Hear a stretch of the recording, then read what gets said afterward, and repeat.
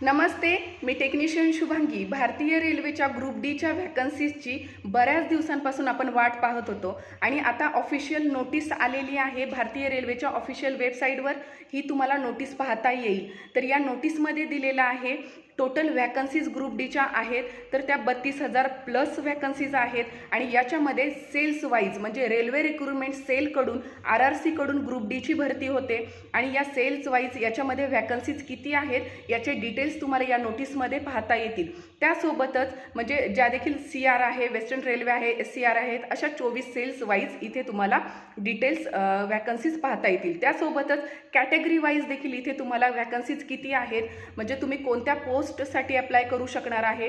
Pointsman असू द्या, गेट्समन असू द्या, ट्रॅकमन असू द्या, अशा 14 कॅटेगरीज आहेत ज्या ग्रुप डी थ्रू भरल्या जातात आणि याच्यामध्ये तुम्ही किती व्हॅकन्सीज आहेत या डिटेल्स इथे तुम्हाला पाहता येतील. त्यासोबतच तुम्हाला फॉर्म भरण्याची डेट अजून देखील दिलेली नाही आहे. फक्त याच्यामध्ये तुम्हाला कॅटेगरी वाईज आणि सेल्स वाईज व्हॅकन्सी किती आहेत याचे डिटेल्स या नोटीसमध्ये दिलेले आहेत.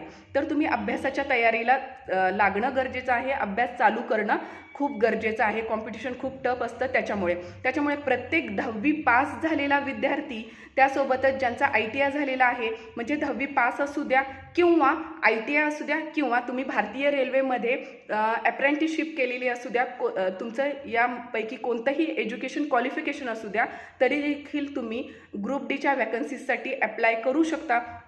त्याच्यामुळे तुम्ही अभ्यासाला लागणं गरजेचं आहे. महत्त्वाचं म्हणजे ग्रुप डीची भरती ही मराठीमधून आपण एक्झाम देऊ शकतो. त्याच्यामुळे एक्झाम तुम्ही अटेम्प्ट करणं गरजेचं आहे. एक्झामच्या तयारीला लागणं गरजेचं आहे. त्यासोबतच तुमचं एज 18 ते 36 जनरल मी बोलत आहे. 18 ते 36पर्यंत जर तुमचं एज लिमिट आहे तर तुम्ही फॉर्म अप्लाय करू शकता.